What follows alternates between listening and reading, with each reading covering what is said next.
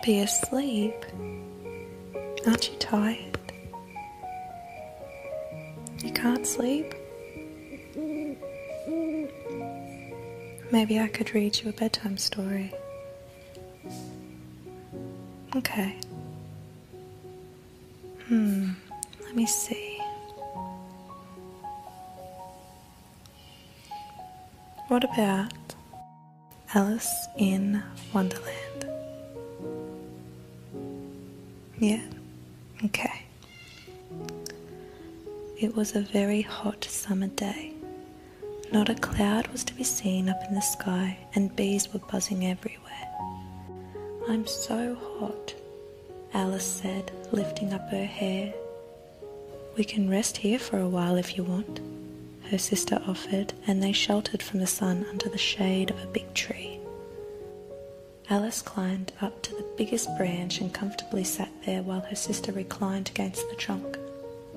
She took out a book, and Alice wondered what to do while her sister was reading. Would the pleasure of making a daisy chain be worth the trouble of getting up and picking the daisies? Suddenly, a white rabbit with pink eyes ran quite close to her. She'd never seen anything quite like it. The rabbit actually wore a waistcoat and a red jacket. Oh dear, I shall be too late," the rabbit said to himself. "Wait for me," Alice called as she jumped down from the branch. "I'm terribly late," the rabbit said, and he didn't even stop to look at Alice. He carried a very big watch that he took out of his waistcoat pocket. Alice ran across the field after the rabbit. "Where are we going?" she shouted, but the rabbit didn't answer. Alice followed him anyway, but suddenly the rabbit vanished. Fortunately, Alice was just in time to see him pop down a large rabbit hole under the hedge. A moment later, Alice had jumped down into the hole. She never thought about how she would get out again. Her dress puffed up like a balloon, and she fell and fell. Either the well was very deep, or she was falling very slowly. She had lots of time to see what was around her and to wonder what was going to happen next. After a long time, she finally reached the bottom. Alice looked up ahead, but everything was very dark. In front of her was a long tunnel. The white rabbit was still in sight, hurrying along. Alice started running at once to catch the rabbit. She wanted to ask him so many questions. Before turning the corner, the rabbit looked back to check if she was still following. Then Alice turned the corner and found herself in a big hole lit by lamps, but with no windows and no sign of the white rabbit. Alice examined the hole carefully, and during her investigation she came upon a low curtain. Behind it was a little wooden door painted blue. She knocked, but no one opened it. "Little rabbit, will you open the door?" she pleaded. She heard the rabbit mutter, "I don't have time, I'm late." Then she noticed that there was a tiny lock to the door. She tried looking through the lock, and she saw the loveliest garden you could ever dream about. The lock guessed what Alice was thinking and said, "You are much too big, my dear. You will never be able to go through." And then it began to laugh. But Alice didn't give up so easily. She looked around again, and then she noticed that there was a table in the middle of the hall. She moved closer and saw a little bottle on it. Round the neck of the bottle there was a label with the words, "Drink me." Alice began to taste it, and as she liked it, she drank the whole bottle. "What a strange feeling," Alice said, and she noticed that she had become so tiny that she was now smaller than the bottle. The table looked gigantic. How would she manage to get down? Then she realized that now she would be able to get through the little door. Alice got down off the table, which took a long time because she was so small, but when she got to the door, she discovered that she had forgotten to take the key to the lock. It was still on the table, way out of reach. Alice tried her best to climb up one of the legs of the table, but it was too slippery. She was beginning to despair of ever exceeding when she noticed a box under the table. She found a small cake inside, bearing the words, "Eat me." The cake tasted rather good, but when Alice looked at her hands, she saw them getting bigger and bigger. "Goodbye, feet," she said, as her feet seemed to move farther and farther away from her. The hall looked small and the ceiling very close. "Oh dear, I'm so big now that I'll never be able to go into the garden," she said. Alice had turned into a giant. When she realized that she was trapped in the room and would probably never be able to get out again, Alice burst into tears. She cried and cried, and since she was a giant now, she cried giant tears. "If you keep crying, we'll all drown," the lock said. "You would be better off thinking a little," it added. Alice listened to this good advice, and looking around, she found out there was a few drops left in the bottle. She drank them, hoping that she would return to her natural size. Very soon she had not only begun to shrink, but she was so small that the tears she had shed appeared like saltwater ocean. "I wish I hadn't cried so much," said Alice, as she began swimming towards the little door. She was so small now that she was like a tiny insect on the surface of the water. Fortunately, she had learnt to swim and she managed to reach the door. When Alice got to the other side of the door, she could see land. A big party of animals was standing there. She swam over to the bank and asked them if they had seen a white rabbit go by. 2 little fat men came forward saying, "There isn't any white rabbit here, but we are Tweedledee and Tweedledum at your service." "Who are these 2?" wondered Alice. "Probably twins. They look cheerful enough, but don't seem to want to listen to what I have to say." All they cared about was talking and bragging. "Shall we tell her a story or a poem?" Tweedledee asked. "Let's have a poem. I'm sure she'll be delighted to hear our poem." Alice was rather bored, but she didn't know how to get away from them. "The Walrus and the Carpenter," a poem written by Tweedledee and Tweedledum, and by Tweedledum and Tweedledee, announced the twins speaking together. "I don't think I'll understand much if you talk at the same time," Alice said. "How do you expect us to tell a story if you interrupt all the time?" Tweedledee and Tweedledum answered.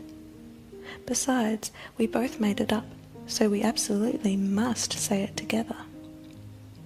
And one had a low voice, while the other one had a very shrill voice, so there was soon a horrible noise.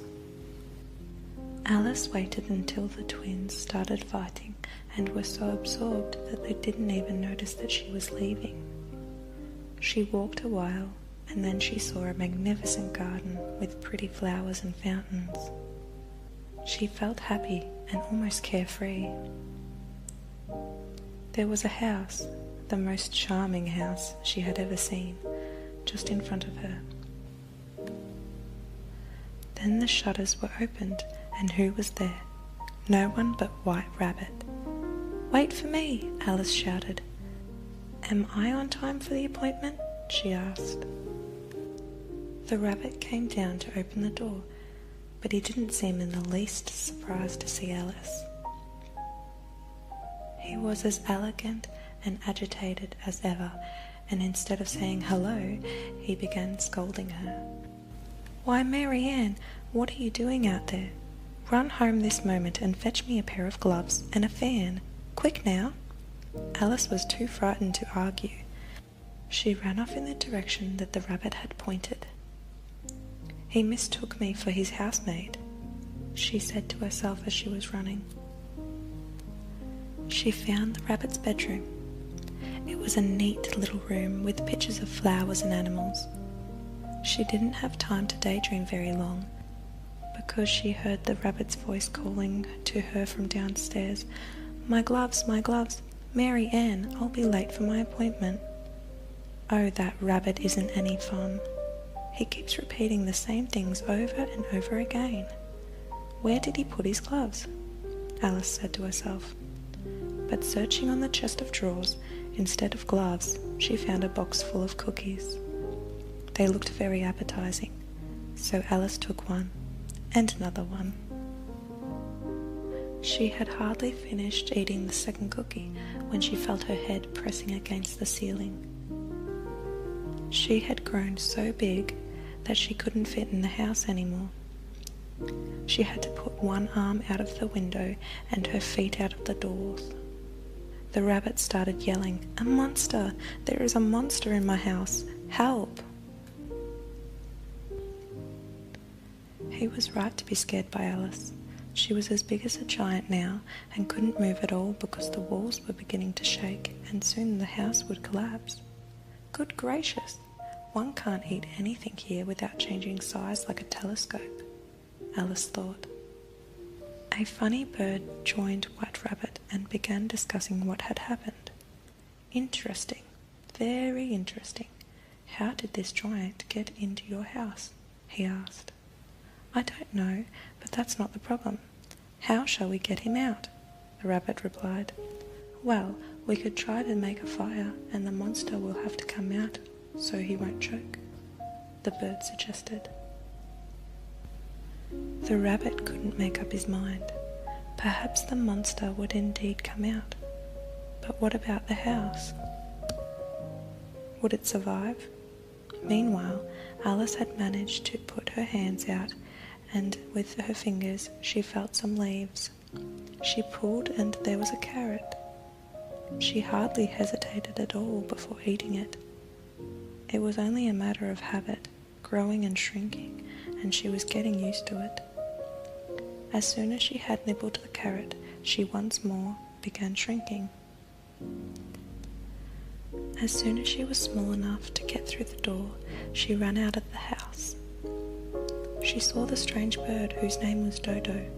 He was very pleased with his plan and said, "You see, wasn't I right?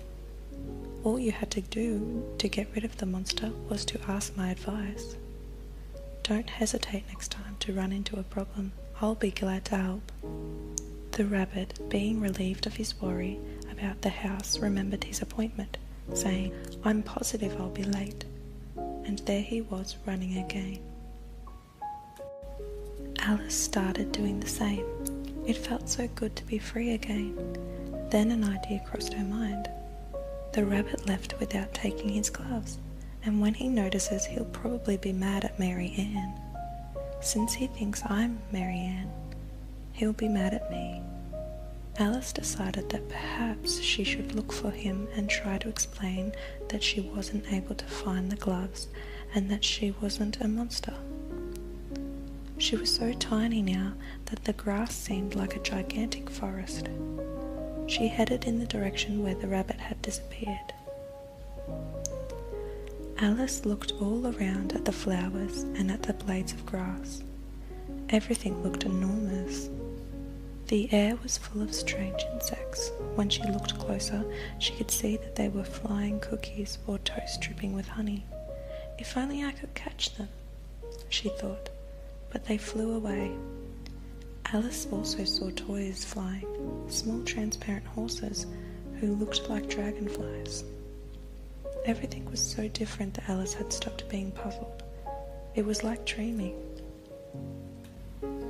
As she walked along, she bumped into a big mushroom.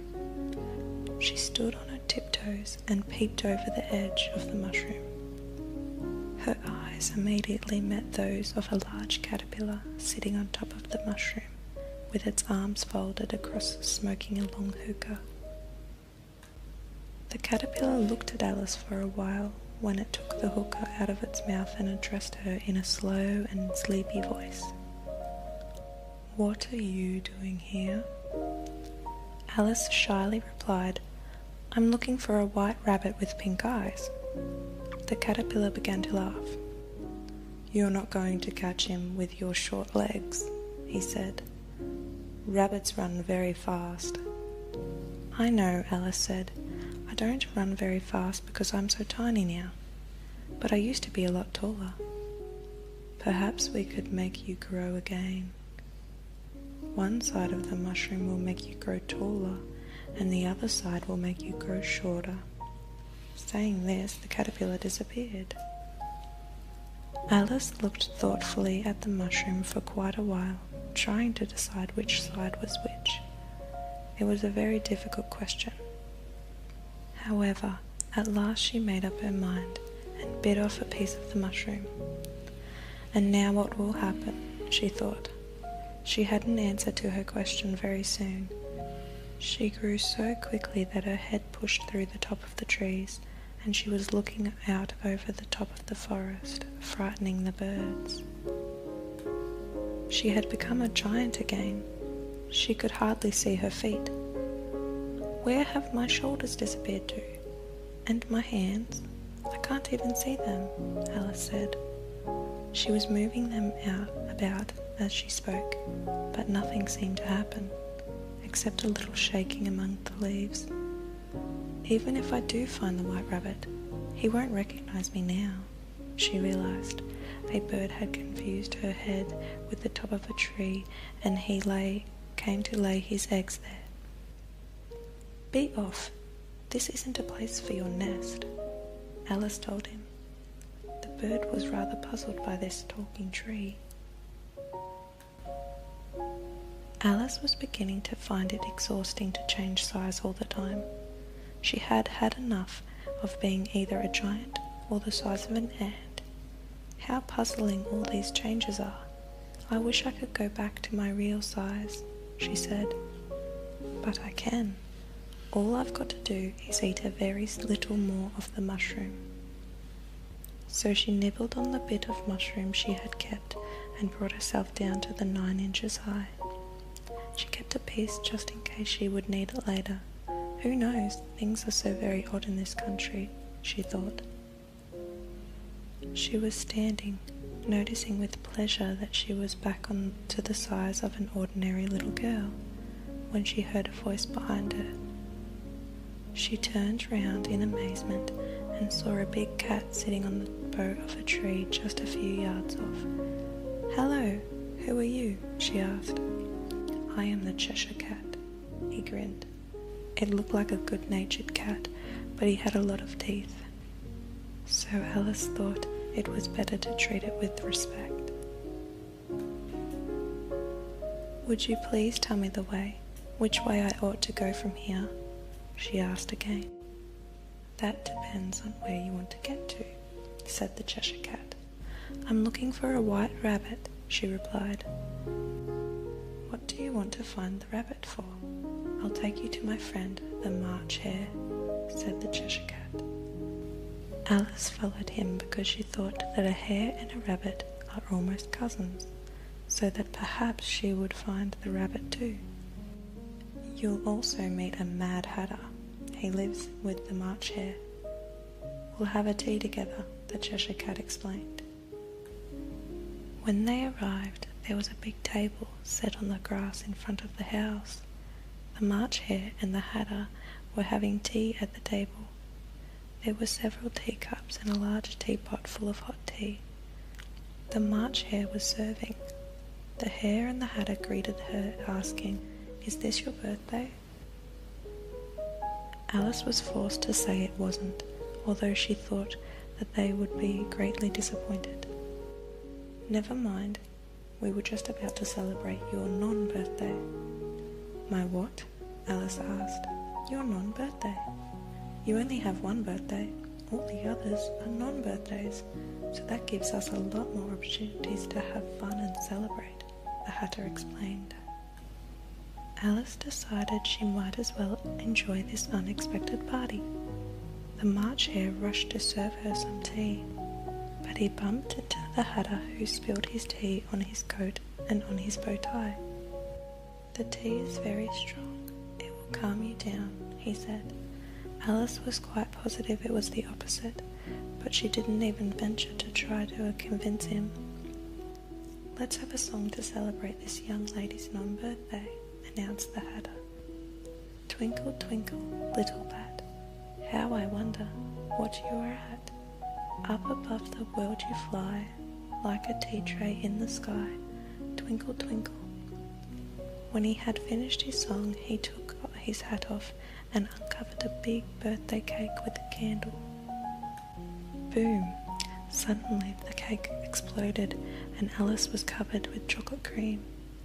The Hatter and the March Hare found this extremely amusing and burst into laughter. Alice, who by the time had had enough of these two, left at once. Unfortunately, it was not easy to know where to go.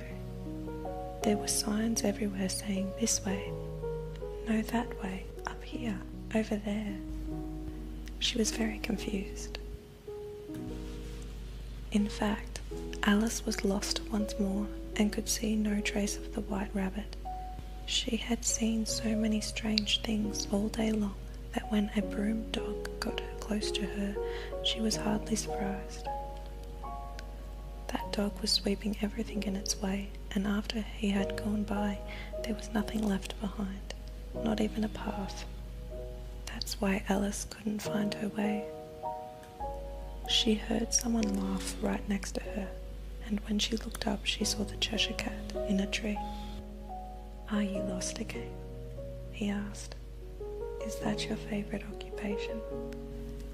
"You were the one who got me lost," she protested. "You took me to a Mad Hatter instead of showing me where the rabbit had gone." Alice was very crossed. "You are not very pleasant, but I'm a good-natured cat, and I'll help you anyway," the Cheshire Cat replied. "Follow me." They walked down a little passage, and then she found herself in the beautiful garden at last. Among the bright flowered beds and the pretty fountains, a large rose tree stood near the entrance of the garden. There were 3 gardeners busily painting the white roses red. As she went nearer, she saw the gardeners were shaped like playing cards. "Would you tell me," Alice asked timidly, "why you are painting those roses?" "Well, miss, you see this tree ought to have been red. The Queen only likes red roses," they answered. At that moment, one of the gardeners who had been anxiously looking around the garden called out, "The Queen, the Queen!" The doors of the palace opened and a long line of soldiers came out. Like the gardeners, they too were shaped like playing cards, in black and white or red and white. Next came the courtiers, 2 by 2. After these came the royal children, jumping and playing merrily, hand in hand. The Knave of Hearts followed. He carried a cushion with the royal crown on it. Last of all came the Queen. When the Queen of Hearts was level with Alice, she stopped and looked at her. "Who is this?" she demanded to know. The Knave of Hearts only bowed and smiled. "My name is Alice, Your Majesty," said Alice very politely. "I'm looking for a white rabbit." "A white rabbit? Nonsense. Do you know how to play croquet?" "A little," Alice answered, wondering what the game would be like. In fact, she had never seen such a curious croquet ground before. The balls were live hedgehogs and the mallets live flamingos. The courtiers started applauding. The Queen seemed to enjoy the game tremendously. "Very good," she occasionally said. Alice tried her best to please the Queen, but it was rather difficult to play with live animals. Usually she managed to get the flamingo's body tucked away, but when she was about to hit the hedgehog with the flamingo's head, it twisted itself around and tucked to look up at her face. The Cheshire Cat, who hated the Queen, suddenly jumped on her back and tied the bottom of her dress to a flamingo beak. The Queen didn't notice this, but just as she was about to win, she lifted her arm up high, and the flamingo held on so tight that she fell upside down. All that could be seen of the dignified queen was 2 legs wiggling in the air. Everybody had a good laugh, even her husband, the little king, who followed her around so devotedly. When the queen finally was able to get up, she was red as a lobster, and she began to have a tantrum. "You are the one who is responsible. I shouldn't have trusted you. You are neither heart, nor club, nor spade, not to mention diamonds. You don't belong here," she screamed to Alice. "I didn't ask to be here, and it isn't my fault," Alice began, but she was immediately interrupted by the queen. "What's this? I'm the one who rules here. Take her away and off with her head," the queen shouted. "She must be tried first," the king timidly said. The queen was astounded that he had dared to speak. "Let her be tried then," she said reluctantly. They all immediately went to court. Alice was very impressed. The queen got up on a high throne and began addressing the audience. "We are here to judge this girl, who is guilty of the crime of treason. She will have her head cut off. That's my sentence." When she finished, she sat down. "But that's not a trial," the little king said. "There must be witnesses, and the jurymen must decide what the sentence will be. Who is the queen here?" she demanded Her Majesty. No one else dared to speak up for Alice.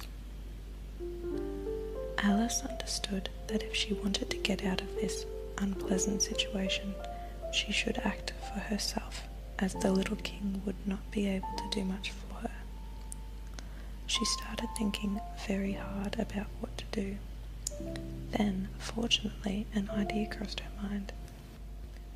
"All I have to do," she exclaimed, but as quietly as she could, "is to eat some of the mushroom I kept in my pocket, and then I'll be very big and I will scare them off."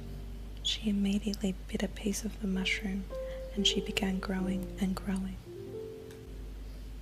The whole gathering was panic-stricken when they saw that Alice was so big. Everyone rushed to the exit, and although the queen shouted, "Off with her head," nobody listened to her anymore. "Who cares for you?" Alice said. "You are nothing but a pack of cards." And with these words she saw the pack rise up into the air and then fall down again. Alas, that wasn't the end of Alice's adventure. She was much too big to go through the door, so she had to eat a piece of the mushroom to get back to a small size. It was indeed perfect to go through the door. But her enemies, seeing her back to a miniature size, started running after her. The queen was screaming at the top of her voice, "Get hold of her! I want her head to be cut off." Luckily, the little king managed to help Alice by showing her a back door, and she finally escaped. She thought she was safe at last, but in fact, she was trapped in a maze. She could hear the pounding feet of the soldiers searching for her. "How will I find the exit?" she wondered. Alice felt like giving up everything and going to sleep. She closed her eyes. She could still hear the queen's harsh voice far in the distance, but faintly, as if it was in a dream. She found herself surrounded by a cloud, and had the impression of seeing the Mad Hatter, the White Rabbit, and the March Hare go by in the distance. She couldn't hear what they said anymore. She whispered in a sleepy voice, "White Rabbit, wait for me. Off with her head." "Wake up, Alice dear. You've been sleeping a long time." Alice's sister gently woke her up. "I've had such a strange dream," said Alice, and she told her sister of her strange adventures as they walked back home. "You know, in Wonderland, white rabbits have watches in their waistcoat pockets, and and they run because they're late for their appointment.